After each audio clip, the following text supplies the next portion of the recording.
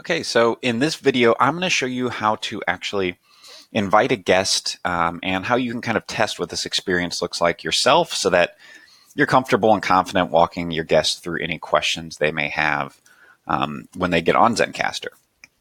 So what you're going to see over here is I have an Incognito window. If you're not familiar with what Incognito is, basically for Google Chrome, it is just kind of like a completely fresh browser that is not logged in or anything. So it's basically like opening it on a whole different computer. So what you want to do to invite your guests, and if you want to open an Incognito browser to test this yourself, on a Mac you'd hit Command-Shift-N, and I believe on a PC it is Control-Shift-N. Or you can go to New Incognito window from your browser if you're on Google Chrome, which is what I would recommend to the browser to use for Zencastr. So what you're going to do then, when you're ready to invite your guest, and say you have them on Zoom or your meeting link, you're going to come up here and you're just going to simply copy this link and you're going to drop this in the chat on your meeting software to basically send this over to them. And so this is what it's going to look like on their side, and you'll see your experience here as well.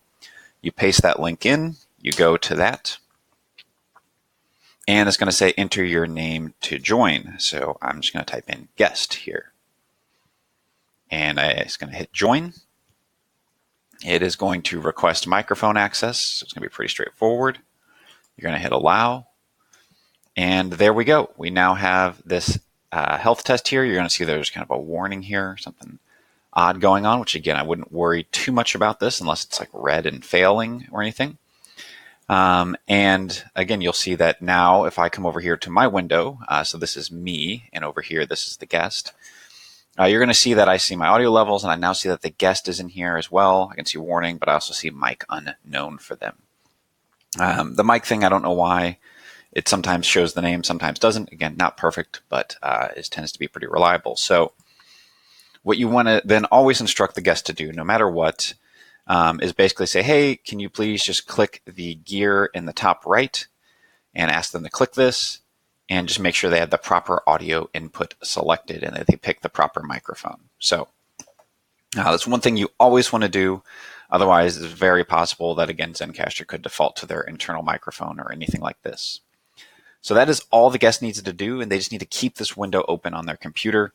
And that is pretty much how you kind of invite the guest and get them into the mix. So very straightforward, very simple. That is kind of the process in the experience for the guest. So you'll see basically they open the link, they type in their name, and then you just need to, again, have them check their proper audio settings. And whenever you're actually ready to start recording, well, we'll dive into that into the next video, but that's a quick overview of how to actually get a guest into the Zencastr experience.